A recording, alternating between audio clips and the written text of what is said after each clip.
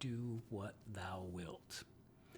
Hello, everyone, and welcome to episode 9 of 7 Minutes with the Magus, featuring your host, Omega Logion, Magus of the Eon of Maat.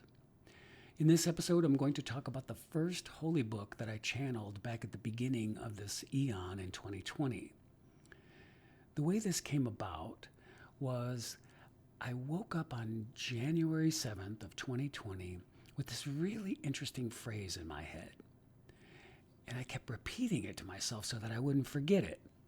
And I made my way downstairs and I started to write it in my journal. And as soon as I was done with writing the first sentence, my holy guardian angel started dictating the rest of the book. It's called The Book of the Seven Spirits. And that first sentence is this: the entire cosmos is discovered through the empty net of the eye. It is opened by the breath of the One Almighty, by the rhythm imposed by its order. Where two oppose, the third decides, letting the light penetrate to the chasm where tunnels of left and right meet.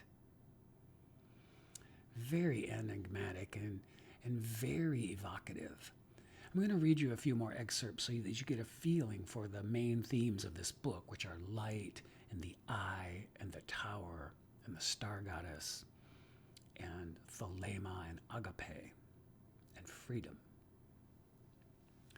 The star goddess awaits and attacks, withdraws and advances into the fabric of your being. She illuminates the emptiness with her rivers of light. She is not on the mountain, she is the mountain. She is not in the looking glass, she is the glass and the light therein.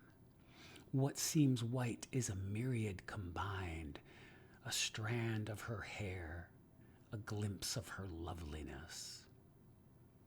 For the followers of the line in 7 segments, in the pattern of the web of wonder, the channels of the blood of the gods, the veins of the star goddess herself, and these are the fragments of a forgotten mystery. The wayward must journey home until their paths will become clear if they vibrate with the light that is their own signal in the eye.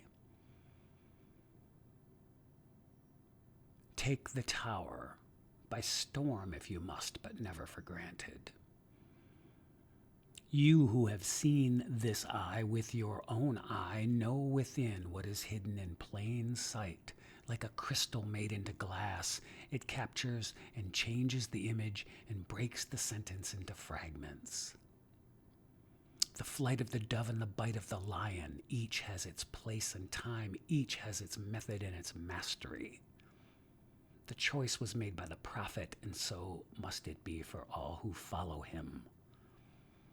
Each piece assembles into the whole web of wonder, and once integrated, the image will convey the mystery to the empty net of the eye.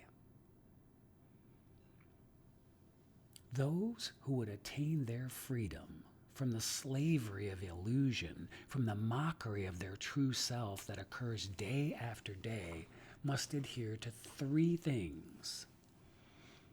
The will is the word which must be honored. The love is the law which must be followed. The self is the sword which must cleave. The clutter from the master, the chatter from the pure tones, the chains of chattel from the ropes of mountain climbers. Those who would commune with Nuit will find she is the mountain. To climb her is to embrace her, and fear not to fall from her, for she surrounds you with her body of stars.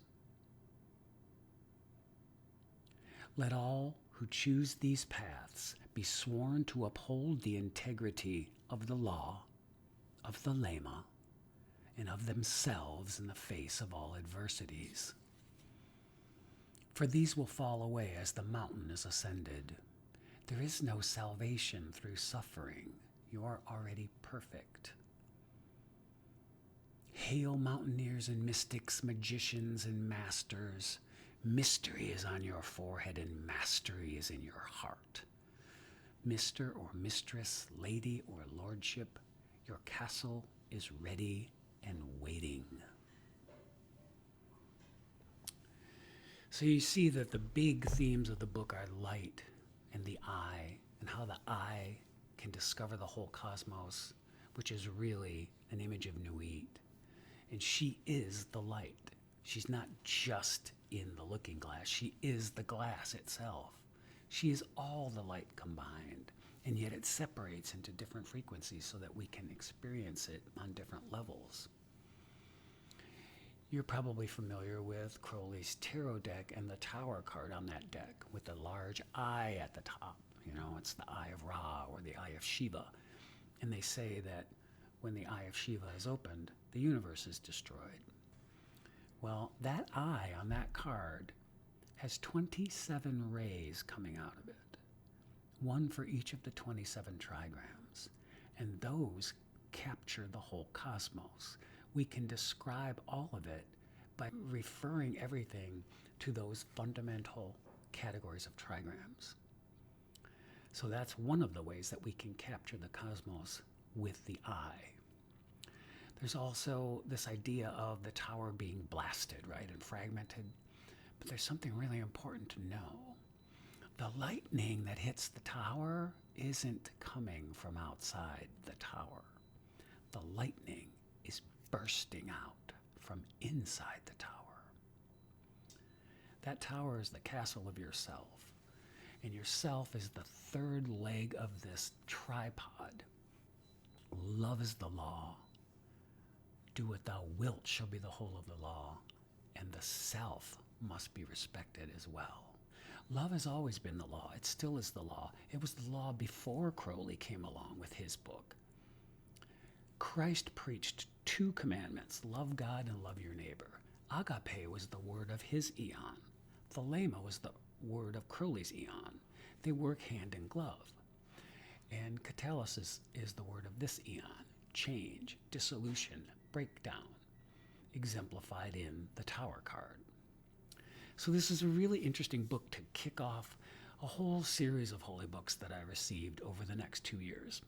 We'll talk about lots of them in future episodes, and I hope you'll join me for those. And until then, don't forget, love is the law.